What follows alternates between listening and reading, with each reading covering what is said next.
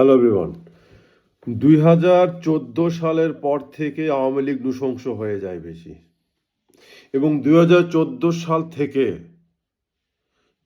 2024 সালের 5ই আগস্ট পর্যন্ত বাংলাদেশের যেই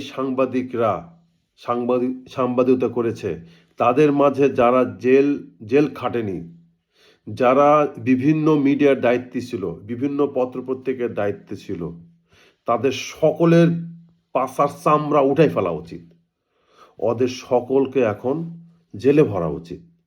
এই কথাগুলো আসতো না, আসতেছে এই যন্ত্রণা থেকে। এই যে নিকোল নামের মেয়েটা, এ যে আওয়ামীর তাবেদারি করে, এখন সে তো করবেই, তার তো ব্রেন থেকে এখন আওয়ামী লীগের সেই তার কিছুই যায়নি এখনো। কারণ সে আওয়ামী লীগের সময়ে সে অ্যাঙ্কারিং করেছে এবং আওয়ামী লীগের প্রত্যেকটি নেতার সে পৃষ্ঠপোষকতা করেছে। সেই সময় তারাই শুধু বড় বড় মিডিয়া, এক কথায় বিভিন্ন টিভি চ্যানেলে বা বিভিন্ন চ্যানেলে কাজ করতে পারছে, যারা আওয়ামী লীগের গুণগান গাইতে পারছে, আওয়ামী লীগের পা চাটতে পারছে, তারাই করতে পারছে। এই যে আজকে আজকে আজকে এই যে নিকোল, এই মেয়েটা, ওর জান প্রাণ সব জ্বলে পুড়ে ছাই হয়ে যাচ্ছে। কারণ শেখ মুজিবুরকে নিয়ে কথা বলেছে। কেন? খালেদা জিয়াকে সেই সময় যে জেলখানায় ভরে ফেলছিল একজন ৭৪ বছর বয়স্ক একজন অসুস্থ মহিলাকে, সেই সময় তার ভিতরে জ্বলে নাই। কেন? জামাত ইসলামের যে ভালো ভালো মানুষগুলোকে যা আওয়ামী লীগ ফাঁসি দিয়েছে, সেই সময় তার বুকে জ্বলে নাই। কেন না? সেই সময় তো তার আওয়ামী লীগ দ্বারা, সেই সময় তো বিএনপি দ্বারা বা জামাত দ্বারা তার কোনো উপকার হয়নি, বা সে কোনো কিছু খাইতে পারে নাই। কিন্তু সে তো আওয়ামী লীগের নুন খাইছে, তাই সে আওয়ামী লীগের গীত গাচ্ছে। তাই আমি বলি, আফসোস এখনো পর্যন্ত একজন শক্ত লোক দেখতাম না। আমার মতো যদি একজন লোক থাকতো ভিতরে, সত্যি আমার মনে হয় যে এই সাংবাদিকদের পিঠের চামড়া, পাছার চামড়া উঠে ফেলতো তখন।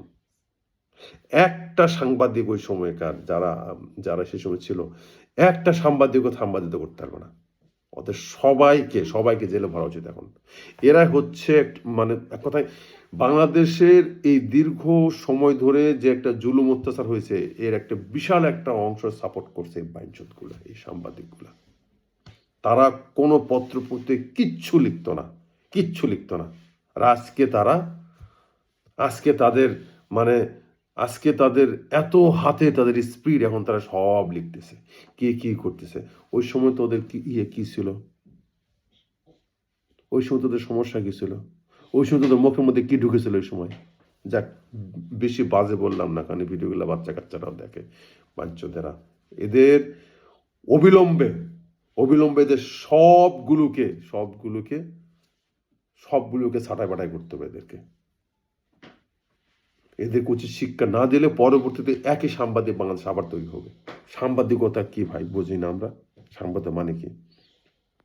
রাষ্ট্রের ভিতরের খবর আমাদেরকে জানাই দিবে, এটা সাংবাদিকতা না? এটাই তো ওরা কি করছে। এটা শুধু আমার একা চাওয়া পাওয়া না, আশা করি আপনাদের সকলের চাওয়া পাওয়া এটা। ওই সাংবাদিকদের চিহ্নিতকরণ, কারা কারা ওই সময় ছিল, ওদের সবাইকে আইনের আওতায় নিয়ে আসুন। সর্ব ভারতে আসসালামু আলাইকুম।